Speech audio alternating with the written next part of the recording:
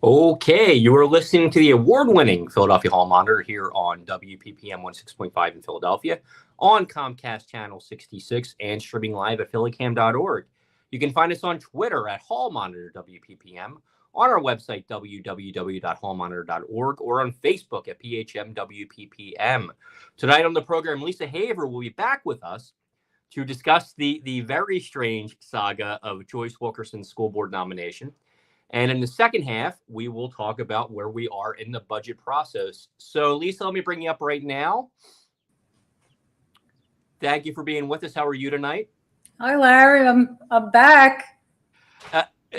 So we had a very odd series of events culminating today, actually, right. This morning. But going back from the beginning, well, why don't you do it?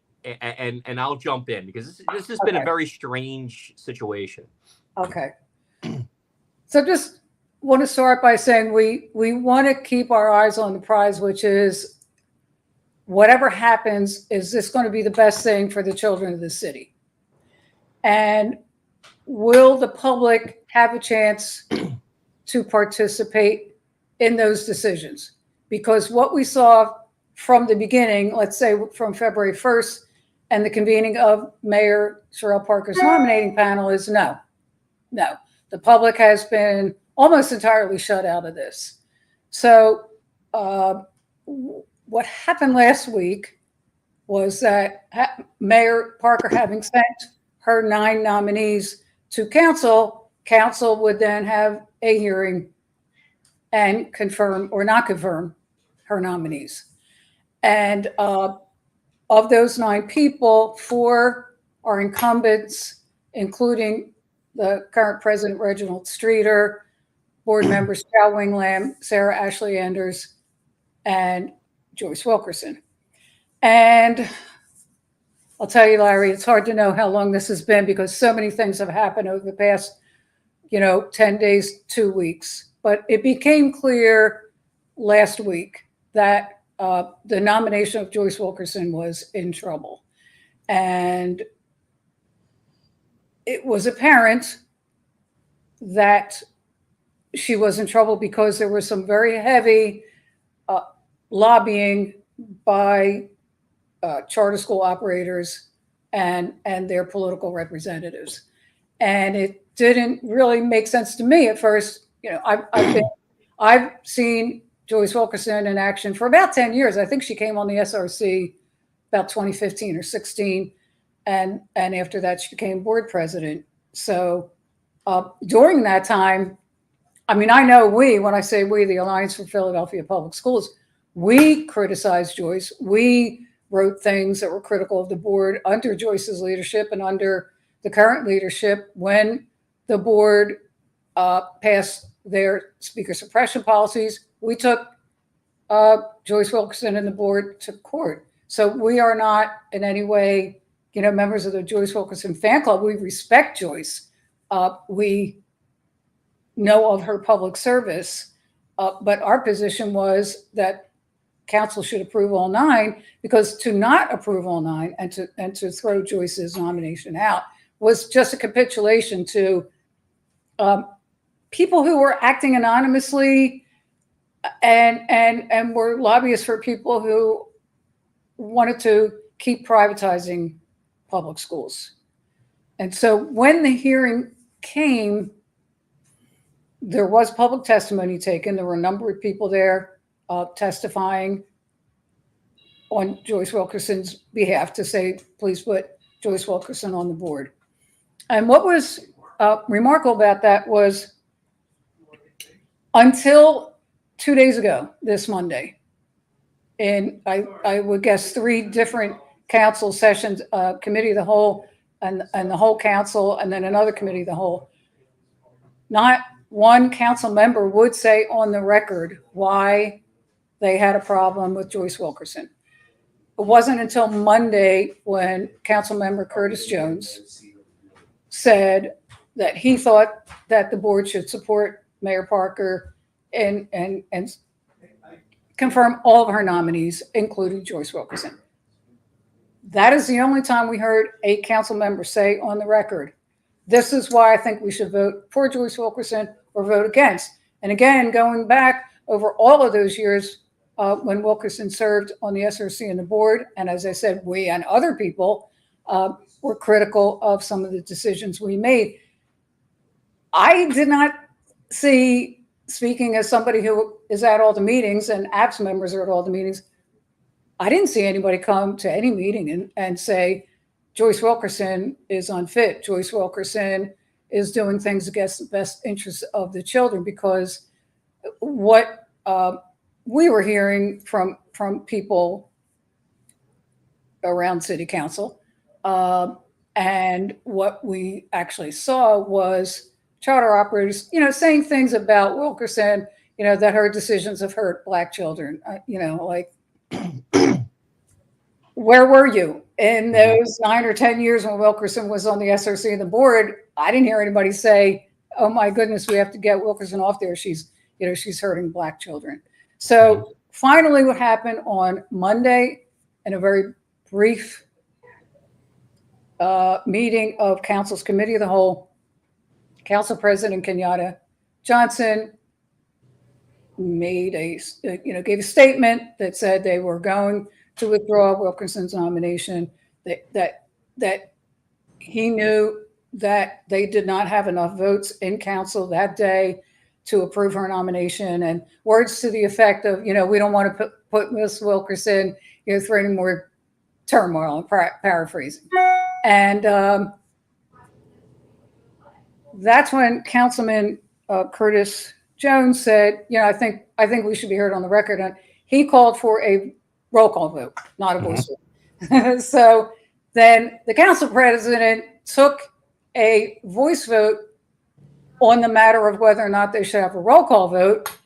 And to my ears, that voice vote, really, I couldn't tell between the ayes and the nays. And in that case, you would say, okay, let's take a roll call vote. But the way that the council president heard it was, the nays have it. And so there was no roll call vote. And so again, nobody in council had to take a stand. And nobody had to say why they were taking the position that they did. Mm-hmm.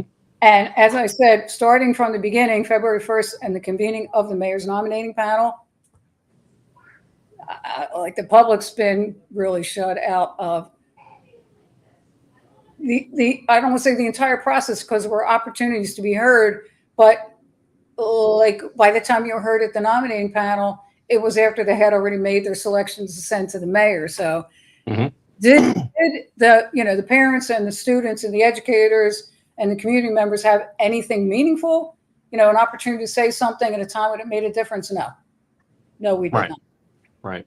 And so that's where we are today. All right. I'd like to bring Denise Clay Murray here. Hi, everybody. Hey, Denise, how are you? I'm good. I'm kind of still spinning around from the roller coaster the last few days, but other than that, I'm good. So, Denise, we were there when all this was happening. What is your take on this?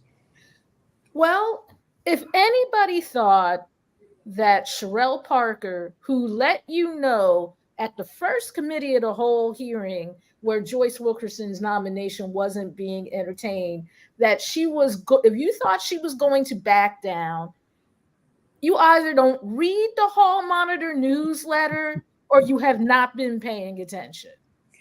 Because Denise, I'm sorry, I didn't actually say what happened at the end. So could you fill everybody in what that final last step was? Here is what happened.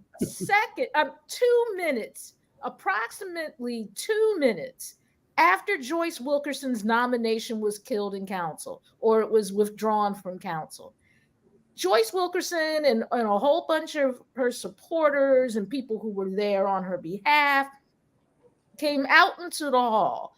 And of course, we reporter types were trying to get the interview. We're trying to find out if she's got a comment or something to say. And someone from the mayor's office walked up to her. She was sitting there. She was standing there having a conversation with with the mayor's chief of staff and the mayor's director of communications, Joe Grace, and Reginald Streeter, the current chair of the board. And they asked for a minute before reporters started, talking to her. She got handed a letter, and it had like City of Philadelphia letterhead on it from the mayor's office. And in that letter was a request by the mayor for Wilkerson to stay on. So basically, she went around council because council didn't kill this nomination outright with an up or down vote. She said, basically, you want me to send you another name? I'm not going to send you another name, and I am going to keep this person on until I don't want them on anymore. And so to add to that and sort of finish the story, this morning, the school board members were sworn in, right? 9-member board, only 7 sworn in. Crystal Cubbage wasn't there because she had a prior commitment. She'll be presumably sworn in later.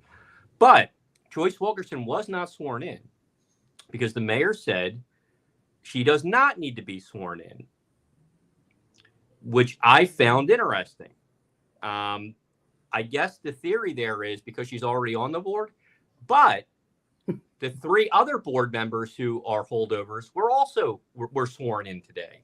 So I don't understand the legality here, but the mayor's office is pretty certain that this will stand.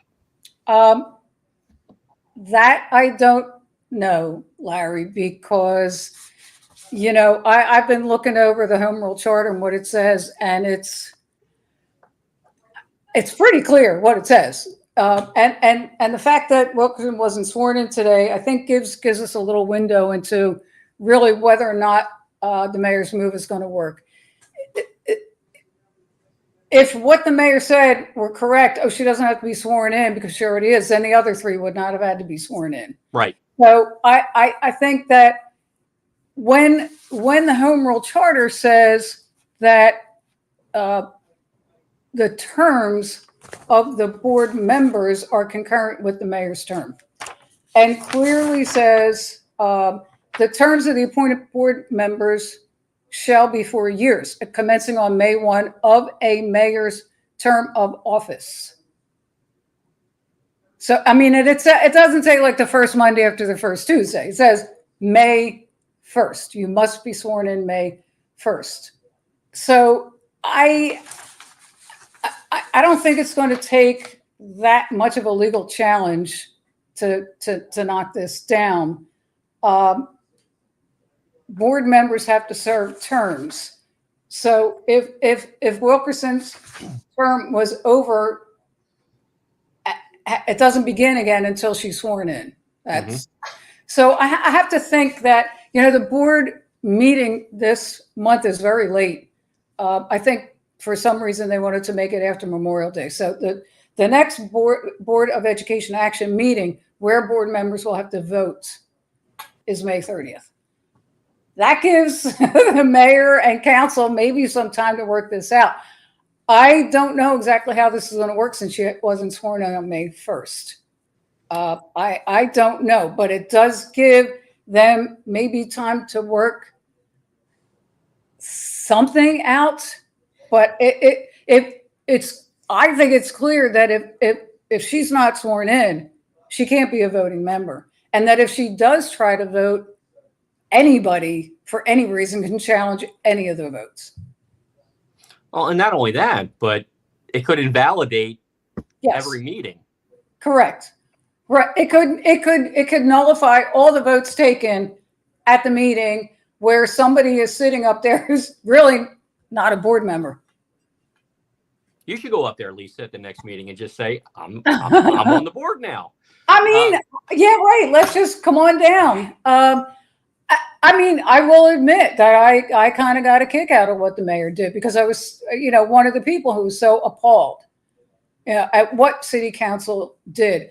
And not that somebody took a stand and said, I have a problem with this board member. And I'll tell you the reasons why. And I urge my colleagues, the same way everything else goes down in council. Here's my reasons. This is how I think you should vote. discussion, vote. Okay, you know what? You win or you lose. But to sit there in silence and let these really unseemly rumors swirl around is really, really a low point for city council in my view. Well, and I think that's one of the things that made this happen and made it palatable for some people. Yeah, I don't think I it would agree. be outside the realm of possibility to say that Joyce Wilkerson's not popular with people with politicians, with people who follow the school district. That to me is what came out. But she became a very sympathetic character Yes. as this went on. Right. And the fact that you could not get members of city council, including the president and Councilmember Isaiah Thomas, who's the chair of the education committee, to explain why they didn't want her on the board. But we knew why. I mean, we did know why. Mm-hmm. And, you know, Denise, you talked about this last time that you saw lobbyists. Right. But here's the problem I had with how council handled this from a public relations perspective. You can't, on the one hand, say, we don't want to do this. We don't want to put, her dirty laundry out there out of respect for her.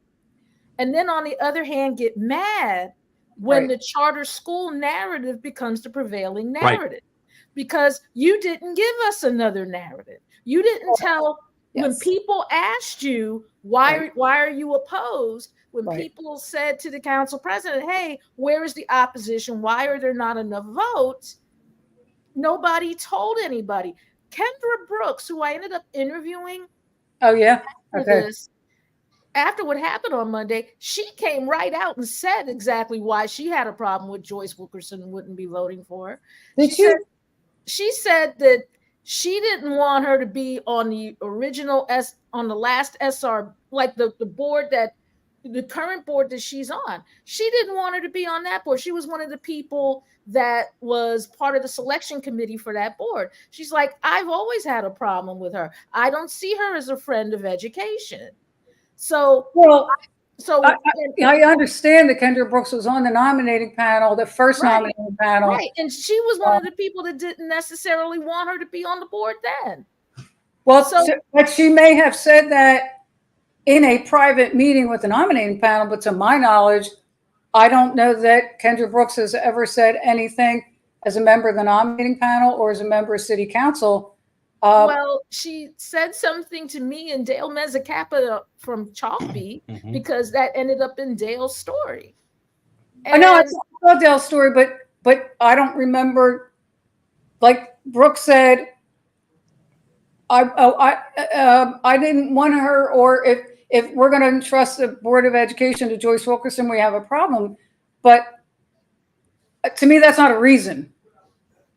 If you say, I don't want her on there and I never did, well, that's news to me and other observers that you didn't want her on there, because when you may have said that to your fellow nominating panel members, that was an executive session. And that was in 2017. And here we are 7 years later. So I was kind of surprised, but I didn't hear a reason, like a concrete reason. But I'm not sure we're ever going to get one. And I'm not sure we're ever going to get one for a couple of reasons. One, because this was handled so abysmally badly. Yeah. People are hoping it goes away, which it's probably not going to go away. I mean, the very next day, Sherelle Parker was in council, speaking about her vision of education. Right. And instead of asking her questions, council just let her leave. And on the one hand, I could see them doing that because the conversation they probably want to have with her is probably filled with a whole lot of 4-letter words and probably shouldn't be held on the record. But on the other hand, the way that this has been handled, like I said, from a totally public relations perspective, if you've got so much dirty laundry on this woman that says she should not be on the board, and I don't mean, she's abrasive. I don't mean I don't like her personality. I mean reasons that folks can point to that say she is committed some sort of malfeasance on the board, or she's then not never- a good fiscal steward. Never I've happened. never heard any anything of like those that. things, unless you have something like that, Right. basically keeping her off of the board because you don't like her personality is not good enough. But And that that was is a why, lot. and Yeah, that is why the charter school entities narrative took hold, because you saw them in the hallways after council over meeting. there. You Well, saw them going to, you saw them going to individual council members shortly before the vote on the committee at the committee of the whole meeting on Friday. You knew who they were targeting. They had no problem letting you know. They were in the room. And the thing is, if you're not going to give us a better reason than we just don't want her, and then you get upset because the narrative is charter school operators, you didn't say another narrative. We interviewed most of you, and the only one other than Isaiah Thomas, who was, if you're going to be diplomatic, terrific, but sometimes, but on Monday, when you took her name out of nomination and said, we're not going to entertain it at this time, you could have taken that time to tell people why. And while they may not have liked what you said, they may have found it disrespectful, it at least would have given the public the knowledge it needed for you to look like something other than a group of people pouncing on a gray-haired old woman who has worked for the city for years. And that is how this is pretty tough. But Denise, we know what it is. It's Dawn Chevu, who is the leading charter lobbyist in the city and has been for years, who is the wife of Council President Kenyatta Johnson. Now, she wasn't there in person in City Hall, but her people were. So to me, there's really no difference. She did not deny that these were her representatives, and she is a very powerful, financially successful charter lobbyist. That's, I pointed out last time I was here to you guys that, members of APS were in City Hall, like before all this happened, and we were trying to get in to see council members, say, we want to talk about this, we want to talk about the real issues. And we were told, it's budget season. Sorry, can't see you, don't have time. Maybe we can. Never heard from anybody. But then we hear that, the representatives of Dawn Chevu and the other lobbyists, they were walking in, they were having access. So, like you said, unless you have another narrative, all we can do is go by what we're seeing with our eyes and hearing with our ears. That's all we can go by. And I think the council president really needs to address this. Yeah.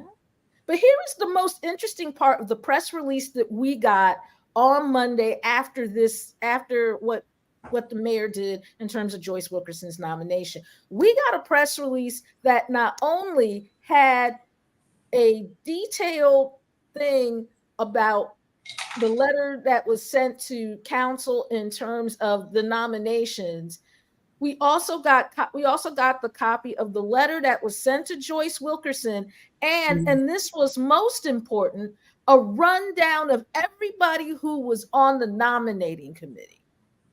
All the names, the fact that Otis Bullock Jr. was the chair, the fact that Catherine Hicks, the president of the NAACP, was the co-chair, all the members of the committee, including Dawn Chevu, they were all on this press release. And that kind of told me something else about how the mayor's office has chosen to handle this. In addition to going over council's head, she basically took her entire committee in a bag and threw them under the bus. So that way, which to me, that was her way of saying. What do you mean by that? I'm not sure what you mean. What I mean is, basically, she's like, these are the people who chose this group. Right. They sent these 27 nominees to me. And if you don't like the 9 I picked out of the 27 that they picked, that's who you go talk to. Was that, I mean, was that in essence what that? You don't put the names of everybody on a committee on a press release like that unless you want reporters to start calling them up and asking them about the process. Yep. Well, that is strange, because that nominating panel did what they had to do and they were done. But I get what you're saying. That is strange, because they no longer have a role to play. It's No, they don't. The mayor and council. But if you're looking for someone to hold responsible for these nominees, basically that was her saying it wasn't me. Well, or I mean, they picked the 27 and she picked the 9 out of the 27. But maybe a point was, here's the nominating panel, including Dawn Chebu, who has now turned around and is lobbying against the very person that she and the rest of the committee picked. I can't imagine how the mayor reacted to the person who's not only in her nominating panel, but also co-chair of her education subcommittee. I'd like to be a fly on that wall. I get the feeling that we will find out sooner rather than later how the mayor feels about that, because I had people calling me up, mostly friends of mine who work at charter schools, who were like, well, why doesn't Joyce just take her name out of nomination? Why doesn't she just, say she's not going to do it and just go away quietly? Why can't she just be concerned about the children and do this? And I'm like, here's what you are not understanding here. For Sherelle Parker to become mayor of Philadelphia, she had to go through an 11-person primary. Many of the people who were in that primary had more experience, better people skills, and in many cases, better ideas than she did. But she won because she was not afraid to throw an elbow when she needed to. Just ask Jeff Brown, because she threw several at him. So anyone who thought that she was going to go through this quietly and say, oh, okay, I'll do what you say and I'll give you another nominee. Because if you were at the press conference when she announced the nominees, Lisa, when I asked her if she had a plan B, what was her reaction? I remember hers getting very defensive and somewhat irate. Mm-hmm. Yeah. Because there was no plan B as far as she was concerned. Yeah. She was going to get her 9 nominees. Yeah. This, like you said, this is not over. We were in council yesterday listening to the superintendent and some members of the board talk about the budget hearing in council. So I mean, I know how you guys feel, but I feel like I've lived in city council half the days of the past 2 weeks. But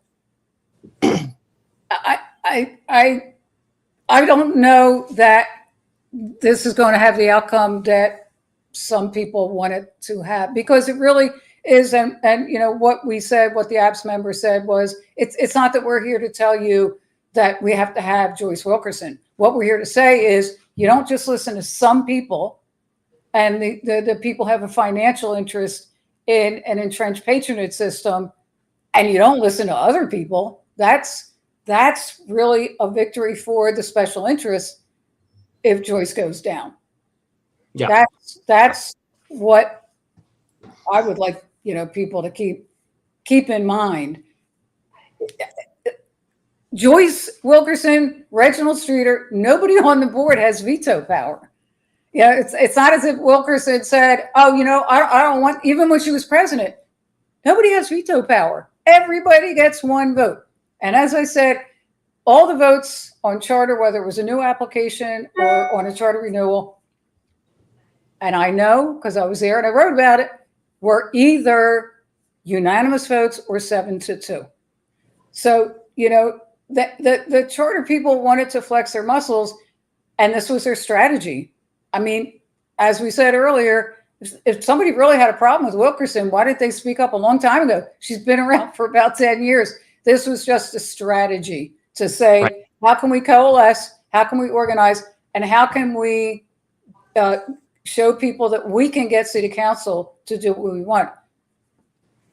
So no member of city council that I saw anyway attended the swearing in this morning, but a few of the nominating panel were there, including Dawn Chavou, who hugged the mayor and they took pictures together and all that. So all the way around, this has been a very strange sequence of events. We have not seen the end of it. So then that brings the next question. Does this, well, I think the answer is yes, but how does this impact the relationship between the mayor and city council? You go first, Denise. I think you got a better experience in this, I think. I think that council, I don't see this going completely unpunished.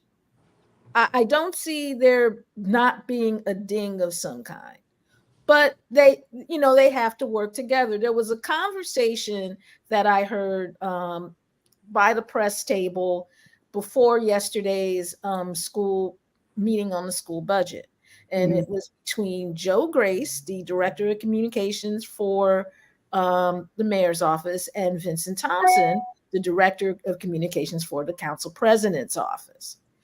And Vince looked at Joe and said, that was well played, the whole thing with Joyce Wilkerson and the letter and stuff. And Joe's response was, we all work together for the good of the city. And it's going to depend on whether or not the council members realize and the mayor realizes that, in the end, we all work together for the good of the city, or at least that's what, they tell themselves. And while I don't see the mayor not getting big things that she wants, like the school district budget, like the help that Kensington needs for its problems, I do see a lot more of a demand for a little more detail, because they've pretty much let her folks come to budget hearings and not have a whole lot of detail about what they want to do. I get the feeling that council, the level of trust is not there anymore. That there's some trust, because there has to be, but I don't think that the trust that they had on Inauguration Day is the same as it is now. And it's going to be interesting to see how these two groups of people react with each other. Everybody will play nice in public, because the what they keep saying to us media types is, well, if you're looking for drama, you're not going to find it here. And everybody's kind of looking at them like, I may have been born at night, but it wasn't last night. So, it's going to be interesting to see how they conduct themselves amongst each other, and whether or not they all do remember that they work for the city and everybody's got a common goal that they're supposed to be trying to meet. Well, yeah, and that sounds good. And the version of that we hear at school board meetings is, we're all for the children. We're all for the children. That doesn't mean that the Board of Education doesn't oversee a $4.5 billion annual budget, and that there are contractors, and that there are business people, and there are special interests. You remember when you talked to President Streeter, and his goal was to try to depoliticize education, which, you can't. That's not a thing. It's very well intentioned to say, can we just get rid of the politics? But that's not possible. And I don't think it's such a bad thing. I mean, if people want to go down and be heard by their council members and have a say and be able to communicate with them, there's nothing wrong with that if you want to call that political. What's wrong with it is only certain people get in. And those certain people are the people who are the political donors Mhm. to certain lawmakers. That's what's wrong. Well, and that's absolutely right, and that's how it always has been, and for at least the foreseeable future, how it will be. I have a more maybe pessimistic view than Denise about how this is going to go. I actually was really surprised yesterday when the mayor was in city council and asked, "You want me to stay for questions?" And they said no. That surprised me. It was almost like they were stunned or something that all this had happened. And you could see frustration there. And I know that some of them were very frustrated by this. Some of them were quite angry about it. Mhm. But is there a will for any kind of retribution? I don't know. From the mayor, or you just From council? I because don't know. Yeah. I don't know about retribution per se, because in the end, retribution would hurt the citizens of Philadelphia more than it would the mayor. But I agree with you. I don't see it as retribution, but this is a power play. I mean, they got embarrassed. City council, and no pity for people who will not take a position and say what their position is and leave their constituents in the dark. You got played. You kind of deserved it, whether that's going to work or not. But especially with a new mayor and new council and a new council president, I agree with you, Denise. I wouldn't say retribution, but nobody's going to go home and go, oh, well, lost. The power play is going to keep going on. And we may see some of it, but a lot of it, we're not going to see. We're going to see maybe the effects of it. Mm-hmm. Well, it's one of the stranger situations we've seen in a while. Well, as I said, kind of along the lines of what Denise is saying, when you get right down to it, when the dust settles, is the new board going to change the status quo and make things different for the children and make schools better? Or are they just going to, meander down the same path that was paved before? I don't know, but because the thing I kept getting from, the folks who were really, really in support of Joyce Wilkerson was, continuity, but some things don't need to be continued necessarily. I totally agree.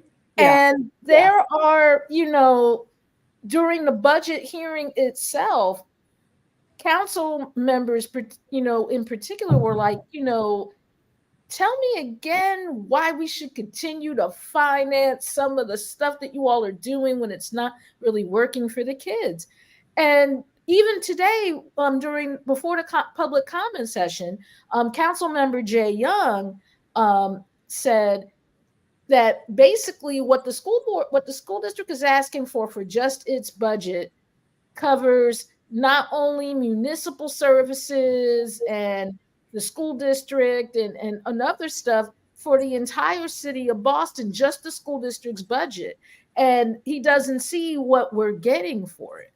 Now, granted, Boston school district and Massachusetts in general has always been a little more friendlier to education in terms of like school buildings, being better kept up and different things. There's things that are unique to Philadelphia, but he's kind of got a point. I wasn't really that impressed with his performance these last few sessions, but if you want to talk about what are we spending money on and not seeing results of, you kind of have to start with charter schools. I mean, you can't say, what are we getting for this money? And then have the CEO of a charter school come and speak before you and say, charters can't be in the back of the bus. And nobody says, may I please ask you why you are paid more than the superintendent of schools to CEO. I use that as a verb because I don't know what a CEO like does. Why nobody will say to the GLA CEO, who was paid by her board $425,000 in salary and compensation, why do you make more than the superintendent who oversees 217 schools? So if you're going to say we're spending money, what are we getting for it? It's really not exactly a high level question, but then you need to talk about why don't we have more oversight of charters, not less, which is what the people lobbying last week, that is what they want.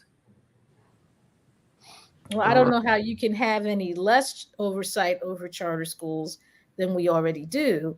But well, I'll tell you, you could go back 5 or 6 years because the charter, if you take just the charter schools in the city, there's 83 right now, that in itself constitutes the second largest school district in this Commonwealth.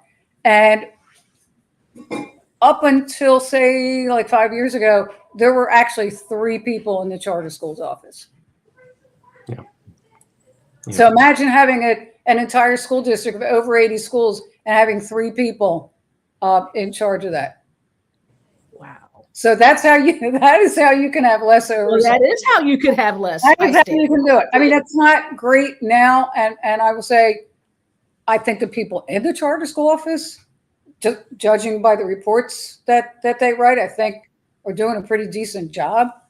But they're really still not enough people to really, really have oversight. And to really just tackle the whole issue of like, why is there so much, say, variety, and like why one CEO of a school will be paid by their board, say $150,000, okay, and then somebody else is paid $300,000 or $400,000. So if you want to say we're spending a lot of money, what are we getting for it? I don't even know what that means. We've got a lot of really good public schools in this city. We've got kids who are doing really well and are going to college. Obviously, we can do better. Every meeting that we go to, I think APS members, the first thing we say is bring back school librarians. Mm-hmm. When this present board, the past board, they thought their big accomplishment was creating the goals and guardrails. It's like, no, creating a new assessment system doesn't. We learned this from Andy Dinneman, who quoted a farmer in his district: "A pig doesn't gain weight standing on the scale."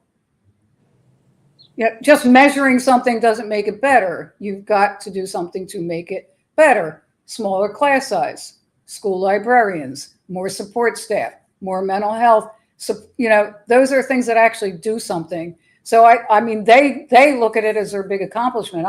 To me, that goals and guardrail system is the biggest failure of this past board because it was a diversion, and it's a lot of time and money spent on looking at numbers rather than saying, we're going to, like they just did with leveling, we're going to look at the budget and we're going to figure out where to get some money so we can stop this practice of leveling. That was fantastic.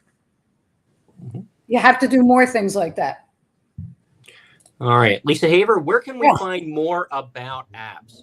Alliance for Philadelphia Public Schools. We're on Twitter, we're on Facebook, we're on Instagram, and we're on our website, apps.philly. And of course, you can read my commentary in Hall Monitor. That's right. So we will talk again soon because I don't think we've seen the end of all this yet. So it's going to be an interesting month before we get to that next board meeting. Yeah. So Lisa, thank you so much as always for being with us here. Thank you, Larry. Thank you, Denise. See you in City Council. Yep. All right. So we want to thank Lisa Haver for joining us. And Denise, guess what today was? May Day. Yes, it is May Day, and we want to. But it was also public comment for the budget.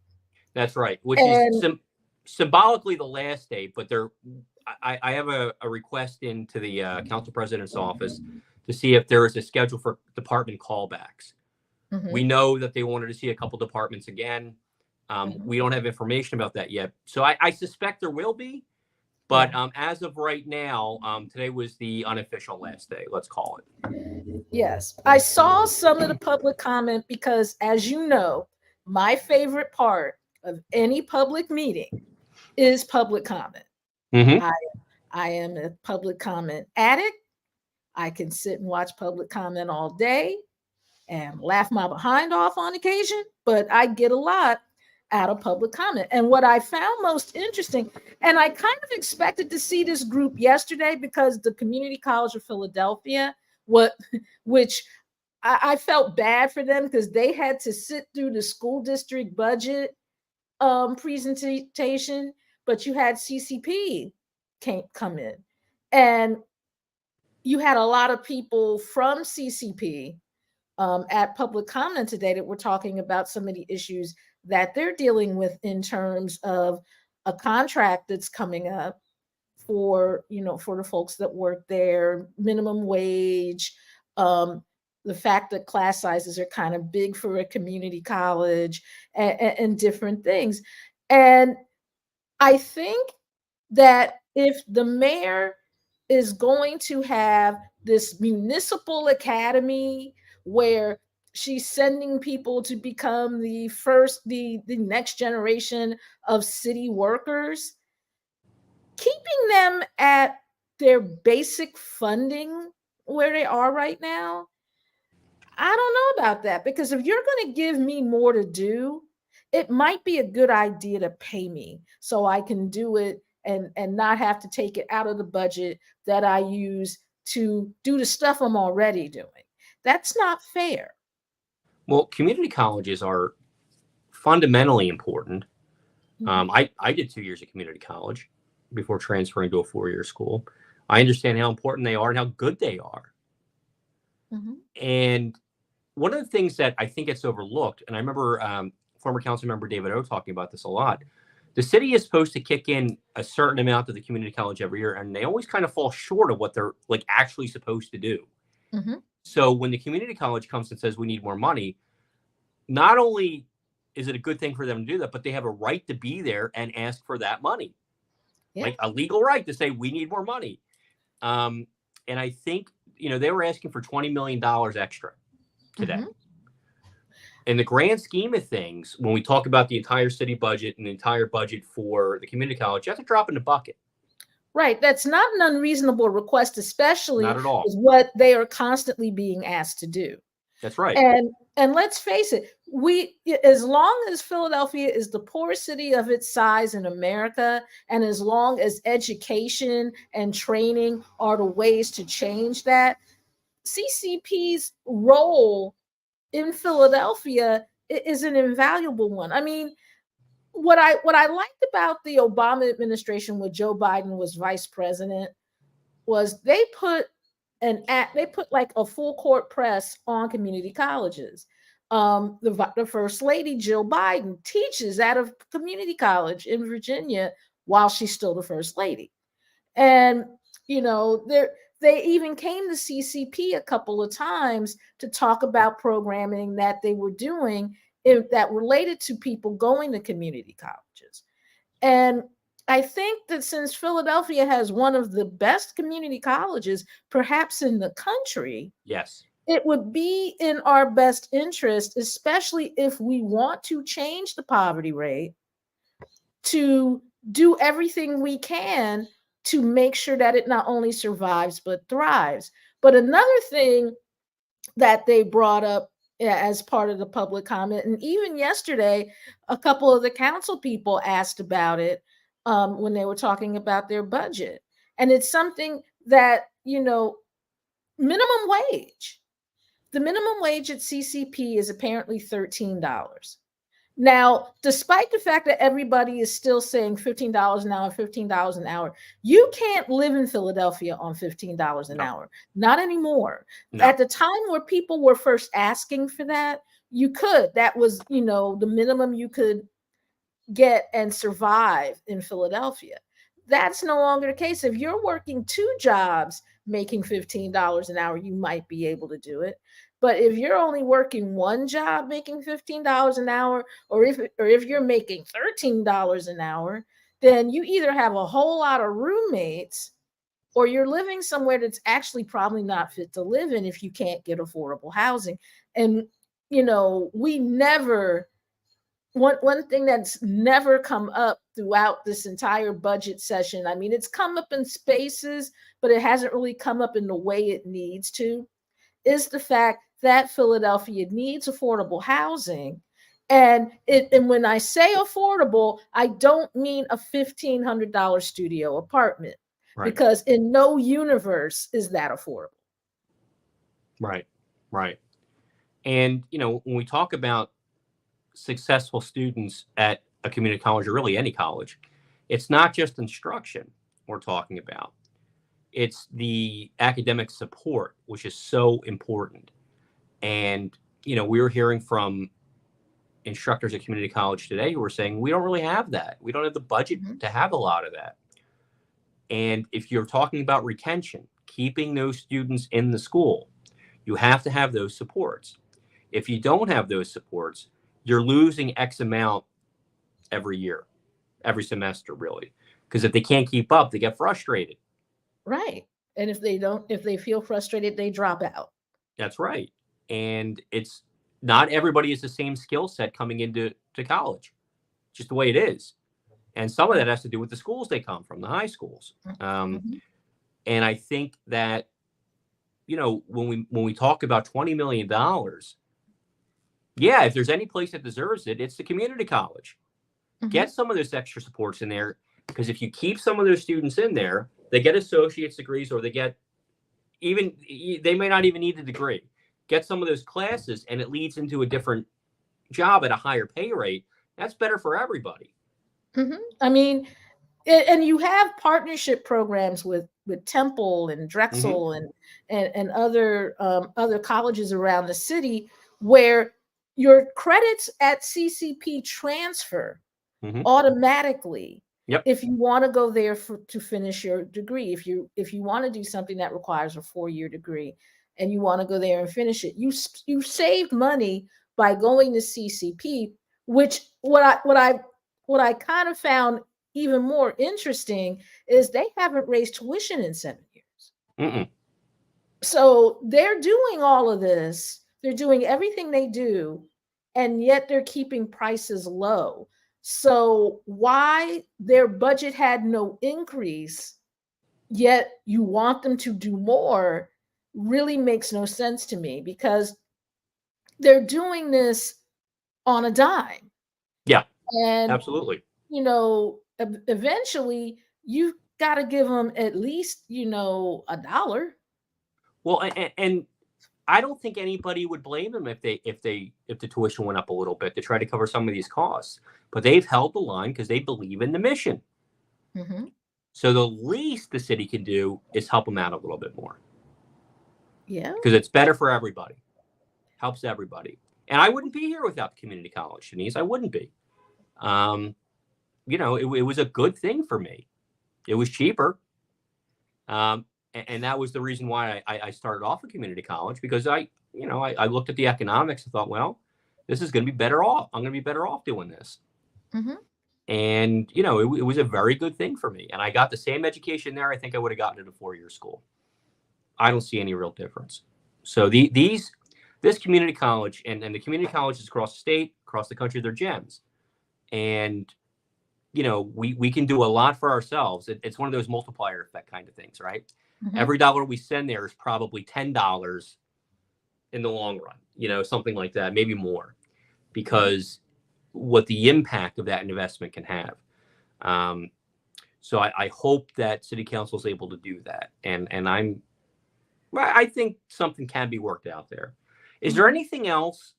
Because this has been a long budget cycle. I feel like I actually think it's a little shorter than usual, except that we've had it feel shorter. Yes. Yeah, because I think it goes a little longer into May, but we've had busier weeks where we've had like 3 days of budget hearings a couple of those weeks.